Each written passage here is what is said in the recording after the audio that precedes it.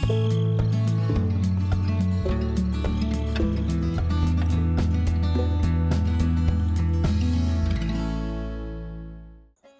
everybody, good evening, welcome back to Gelvin Valley, Farming Simulator 15, a wonderful map created by Wild Wes.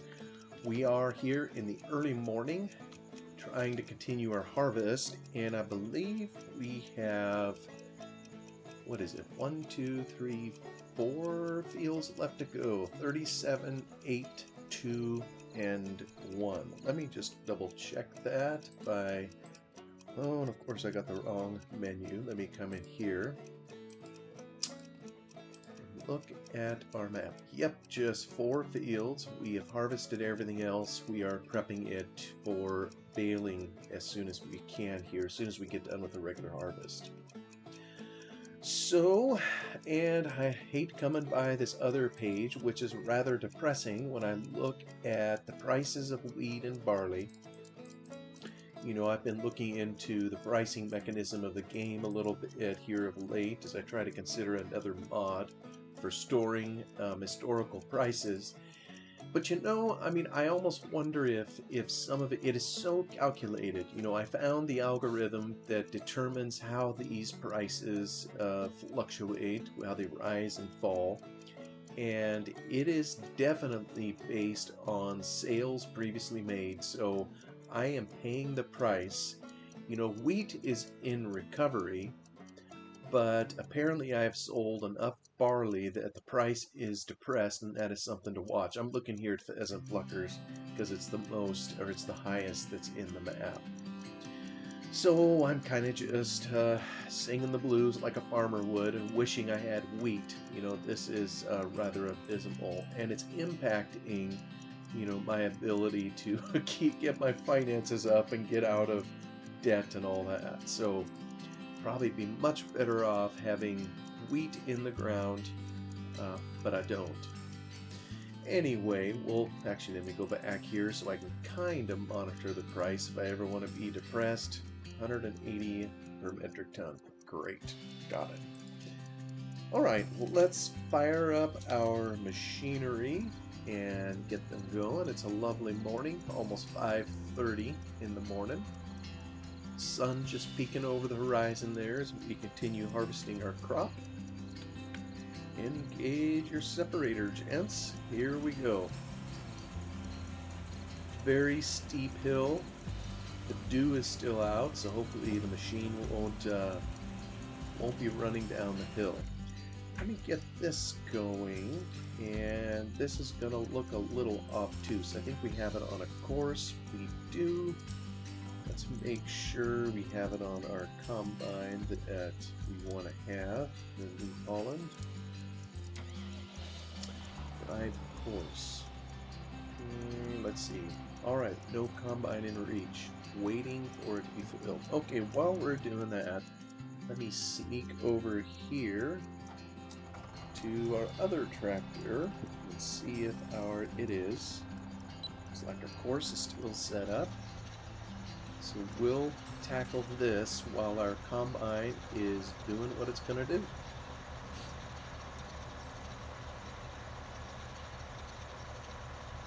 Feels like it's been a little while since I've been in this map. I have 2 others kind of on the go. Well, more than the 2, but the other 2 I've been doing regularly. For Farming Sim 11, it's in Feldy. For Farming Simulator 13, it's Beskida. That's kind of a Polish map. And then I've been stuck on this one for a long time, and I'm all the more motivated to spend time on it, especially now that the map creator himself has looked at a couple episodes, so I need to be on my best behavior if he's going to come around.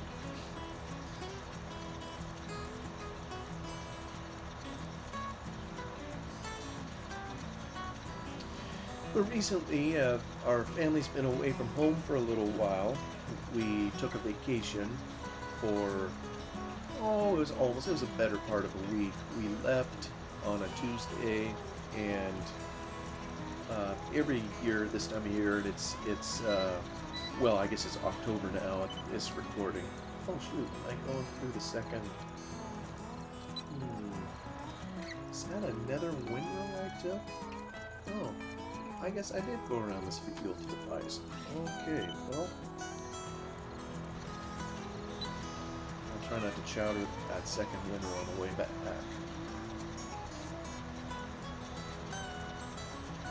Horseplay is ostensibly emptying my combine. I see the two close together. One never knows what's happening when horseplay is involved. Yeah, you hear that? I can guarantee you he is trying to climb a fence. I would bet money. Alright, let's go check him out. Combine's okay. There's our hero trying to climb a fence. Let's get him turned around the right way. His heart was in the right place. And see if...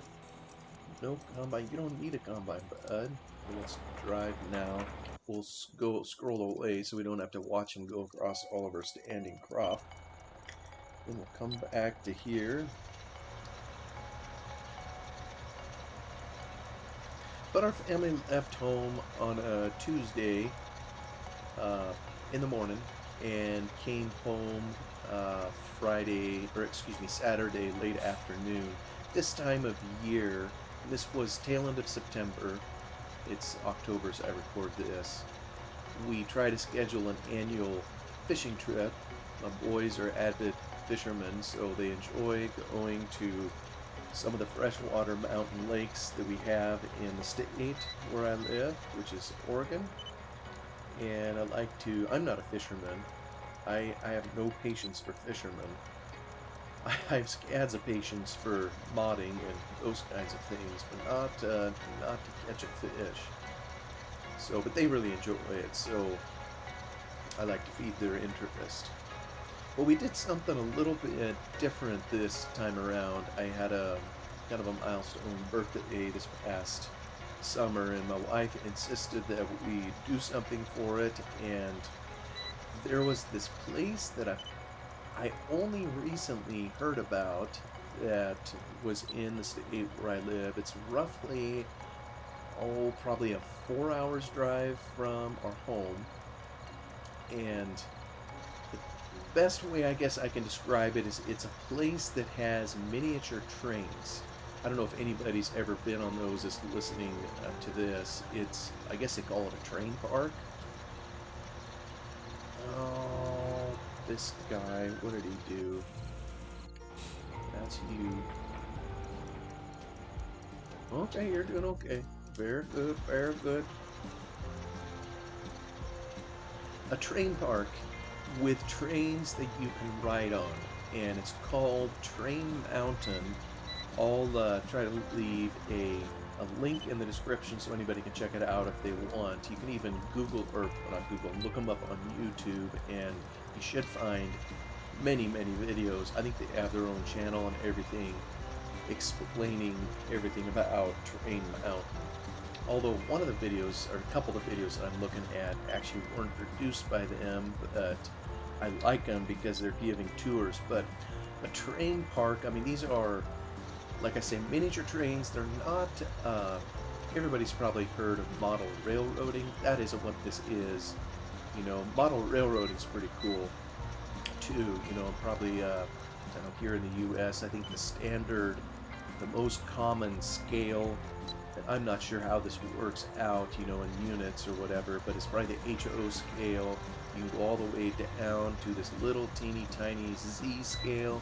I almost think I heard the other day that there was another one even underneath, or smaller than Z scale, which is just tiny. I mean, you can fit it on a coffee table model railroad layout. Then it goes all the way up to G scale, I believe, which G is for garden, and I'm not sure what the scale is relative to a real locomotive or whatever.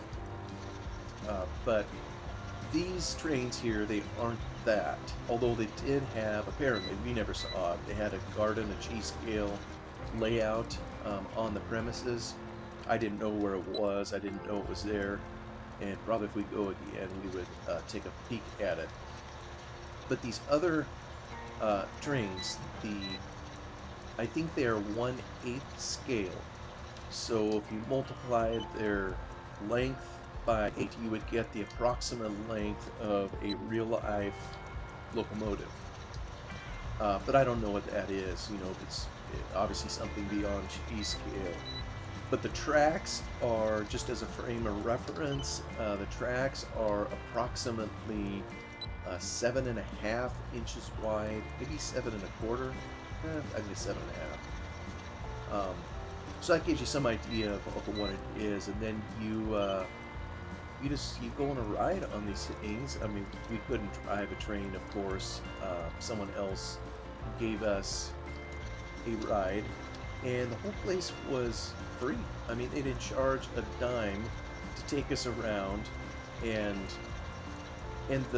one of the reasons I wanted to go there is they advertise, and I think it's true, they are the largest such train park in the world. And one way that you pretty well know that that's true is just by the sheer size of the place, and they're continually adding on to it. But if you look at their website, I think I've seen all sorts of figures, anywhere from 35 to 37, maybe even 38 miles. We're talking real miles of track, linear miles, and it was started, I don't remember the name of the guy, but many years ago, someone that had the heart of a little boy and happened to make a whole lot of money in his life, purchased a 2,200 acre tract in south central Oregon, and it's just a massive tract of land. I think it's 2,200 acres. And so already, with that huge of a tract of land, it's dimensionally, it's maybe 3 miles, or excuse me, 5 miles. Is it 5 miles long? 3 miles by 2? So as a crow flies, it's already, several miles, just to get across the property.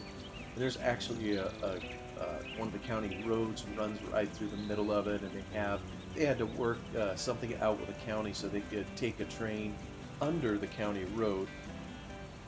They wanted to take it over the road, but apparently the county said or it was cost prohibitive to literally build a bridge. I think someone told me that in order to build a bridge, it has to be engineered so that it can handle the weight of a dump truck. Oh, Billy, get out of the fence. Alright, now you want to go find... There you go, bud.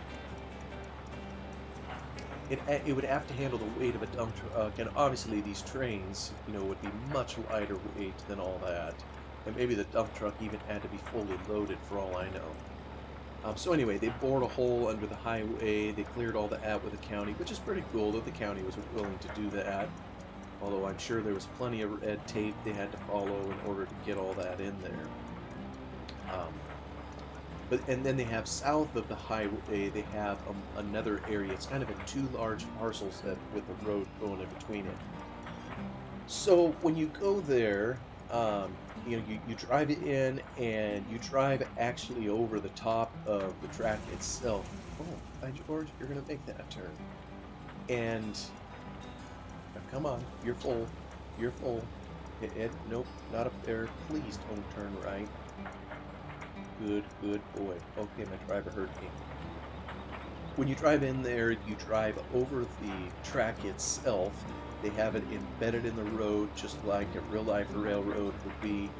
And signals, full-on signals, so that if one of those little trains comes across, the road, the signal arms will go down just like a real-life railroad, which is pretty cool.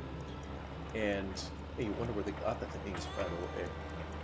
And then there's just track everywhere, and so you go into a little office. We asked for a ride. They had a couple volunteers there. I was hoping we could take a trek, basically to be able to tell them, hey, take me to the end of the track. I would love to see it. We were anticipating kind of a day trip. I think we're going to have to schedule another trip down there in order to do that. All they were able to show us that particular day was just kind of something really local, so we only saw a tiny fraction of the track that they have. One of the fellas said that if you wanted to see all of the track, every square inch of it, it would literally take an 8-hour day to cover all that whole range, and it's at 37, 38 miles and slowly moving around, maybe some double up. I think their maximum speed is 5 to 7 miles an hour, so you're not moving real quick. There's switches to go through. But anyway, it was just really cool to see, what they had, even the small little bit we got to see of it. And, they try to handle it just like a real life railroad, like I say, with all the switching and everything, and the grade, on a real life railroad. It can be a steep grade to pull a 2% hill, for example.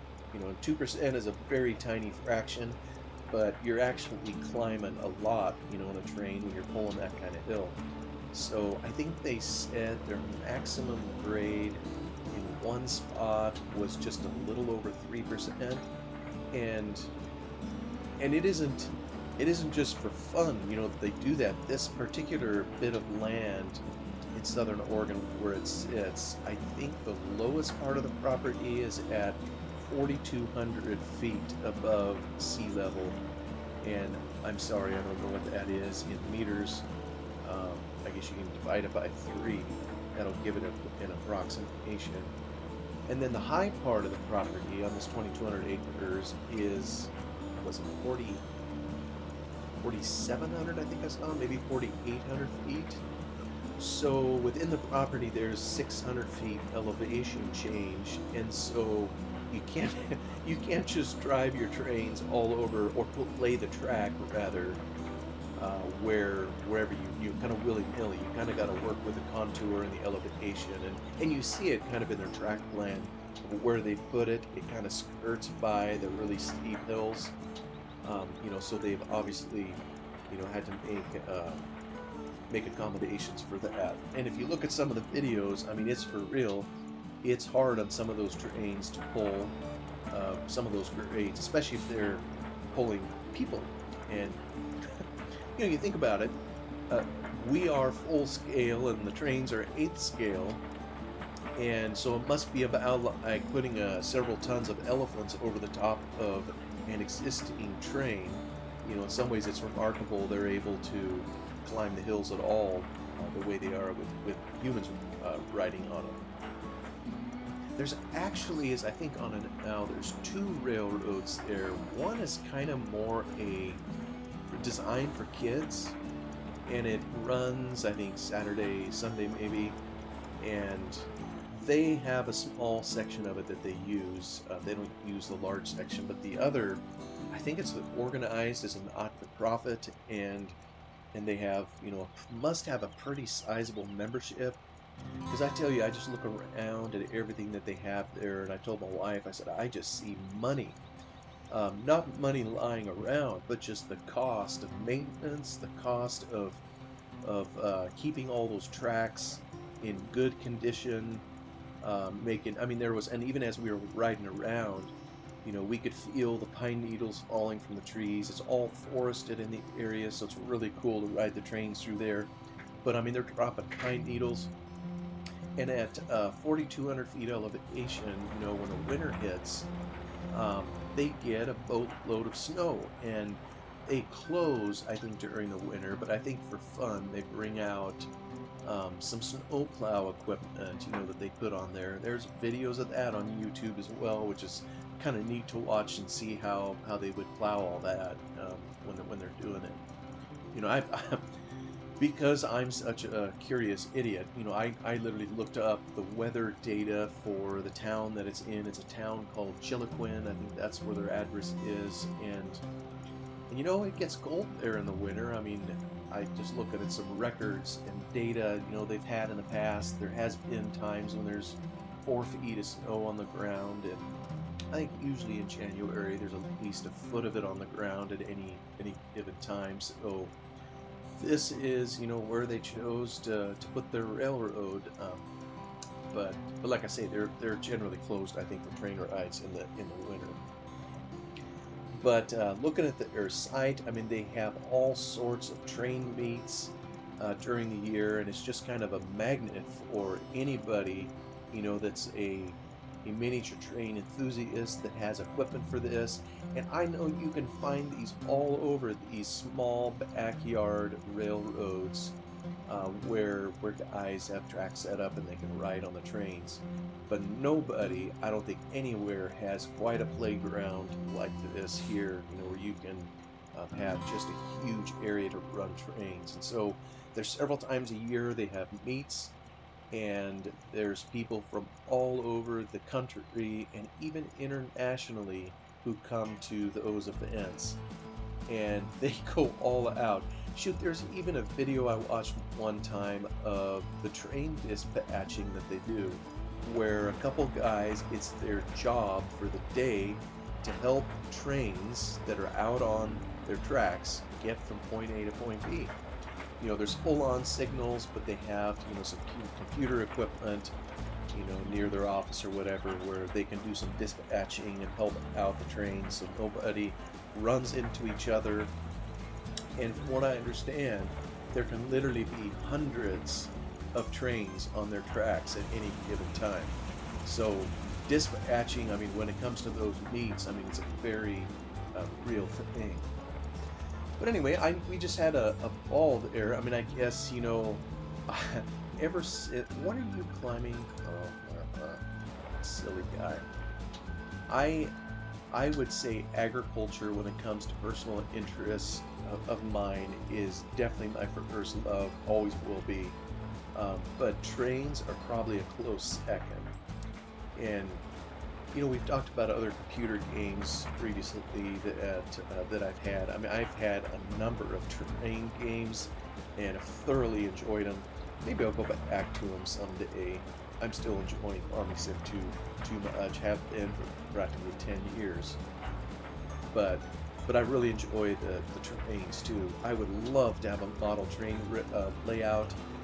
The thing of it is, obviously it's something that would take a ton of time to put into, and of course time is precious when you are part owner of a business and a family man, and so you kind of pick your battles and where you're going to spend your time and resources. It's also very expensive.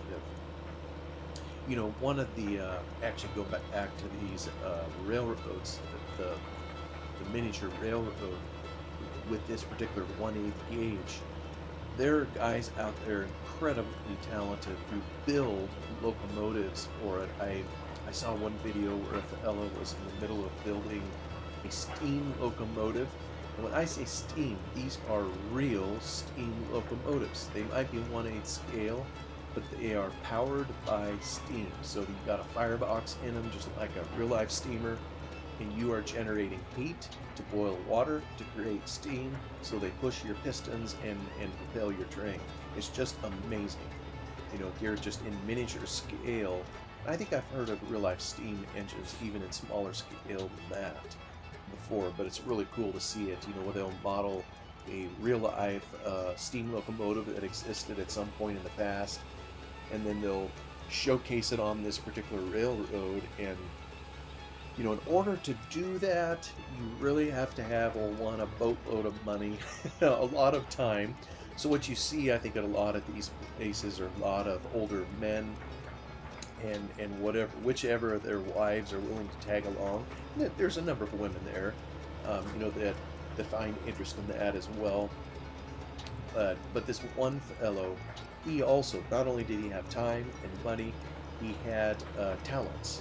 And I think he was a machinist, and maybe worked professionally in his working career with what do they call those, CNC machines, whatever those things are that create parts. And he was familiar with engineering, and I don't know if he was able to pull the engineering drawings of this particular locomotive, but he did just a beautiful job, just a bang up job putting it together. and then, as a machinist, probably turned every single bearing himself, put it all together, made from scratch. And the last I saw, he had it on some place on the internet, for sale. If you want to see kind of what the cost is to get into some of these things, $60,000. I mean, just blew my mind. So you go from something like that, which is obviously highly detailed, highly technical. You need some special skills, not only to build it, to even run the thing. How many people out there know how to operate a working steam engine? Not that many. I mean, it's probably something anybody could learn, but it's definitely something beyond the norm.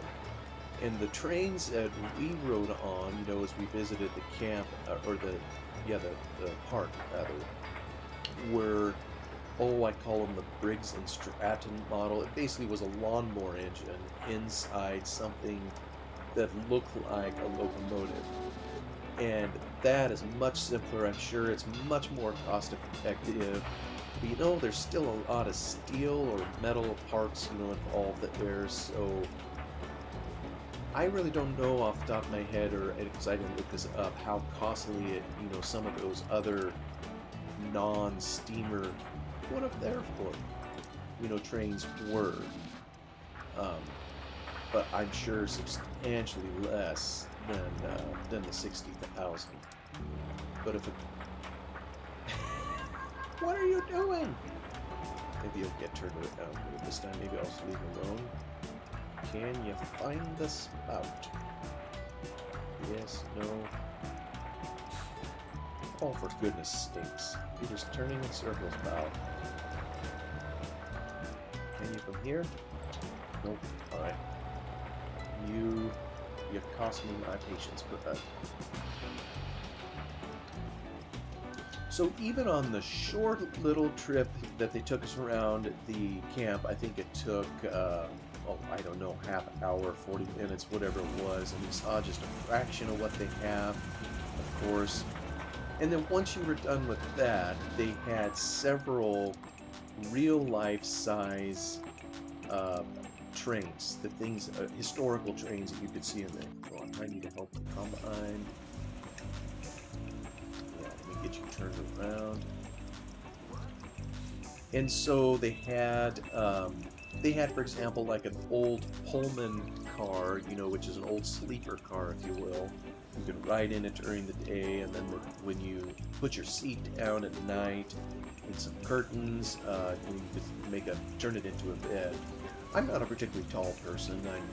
I'm shy of 6 feet, but even I would probably feel kind of cramped in there. And if you're a tall person, yeah, forget about it. That'd be pretty rough riding in one of those trains. But years ago, I don't think people were as tall then either. And then they had several other cars, track maintenance. They had several snow handling cars or things. And the neat thing about this place is not only did they let you see it, you could also climb up into it if you wanted. They had staircases to get up in there, and so you could go in. They didn't care what you did in there. At least they never said anything. So you could literally, if you're a kid, and we had several old kids, including yours truly, you could pull levers, turn whatever knobs that were in there just for kicks. And in some ways, it's surprising they let you do that, because I would think over time it would slowly, depreciate the value of the equipment at the very least, or break something eventually. But it's really cool to see that. And their most recent exhibit, that they had in there was a train engine, and I think it was from Weyerhaeuser? Maybe it wasn't Weyerhaeuser. It was from some timber company. It was a switcher type engine. I don't know how old it was. It looked like a diesel. So back in the day, it was just sitting, gathering dust somewhere in this timber company's boneyard. But it had a water tanker with it. It had a couple, 2, 3 flatbed cars, if you will, that had sidewalls to haul logs, trucks, or whatever you call those. It had a caboose kind of at the end of it. Oh yeah, and they had a massive collection of cabooses at this place. But this was the newest exhibit. It had come in just a few weeks, maybe only a couple weeks before we took our trip there. And get this, it was all 100% donated. It cost the donor $5,000 to purchase the engine and the caboose and the trucks and everything that came with it, and then $175,000 to move the whole thing onto the property and to get it situated. Nope, nope, nope, nope. You stop right there, bud. You know, talk about it never would have been that way, of course, you know, when the train was brand new. Um, but 180 grand, and some man with a heart for trains, with a heart for a train park, just donated it all. You know, it's like hopefully his family was okay with all that. That's a sizable portion of his estate to just go flying out the window, all for a kiddie train place. One of the original designs for the properties, I understand it, you know, I mentioned cabooses a little bit. They have, I almost think they claim to have the largest collection of cabooses. Is it in the world? I don't know. But the largest something collection of cabooses. There's quite a number of them around, but a number of them are situated at the top of the hill, the top of the property, and what the guy wanted to do was turn them into bed and breakfasts or Airbnb or some kind of lodging. You know, these are at the top of a prominent hill, kind of in the area where they'd overlook a river and, you know, a bunch of woodlands and everything. So it's a beautiful spot. So he expended the resources to get all these cabooses up the hill to this place, only then to do battle with the county, and they wouldn't let him do this. They wouldn't let him do his dream, and I don't know the reason. Maybe they told us. Maybe they had to be ADA compliant, you know, from people with disabilities. I really don't know what the reason was. But it's up on top of the hill. We didn't go up there. A number of cabooses, and I think you can see them on Google Maps even. They're just sitting up there empty and unused, but that's kind of what the fella's dream was. Maybe one day they'll figure out a way to keep a track clear up to the top, but I mean, that's going to be, to pull that off, is going to take some major work, you know, if we ever tried that. And like I say, they're continually adding track. You know, they have they're nowhere near covered all the property. They have track going out, coming back, with loops all over the place, you know, that you can go to. But there's lots of areas where I know they have future plans to build track. So I don't think anybody listening to this is even from Oregon, but I'll definitely put information about them down in the description for the video, so you can go click on the link and check them out yourself. It's really cool if you enjoy trains. And otherwise, thank you so much for coming along to Gelvin Valley, Trains or No Trains. We're going to keep our harvest going, and while we still have daylight, and get her done. Thanks for coming along, and I'll see you on the next one. Goodbye.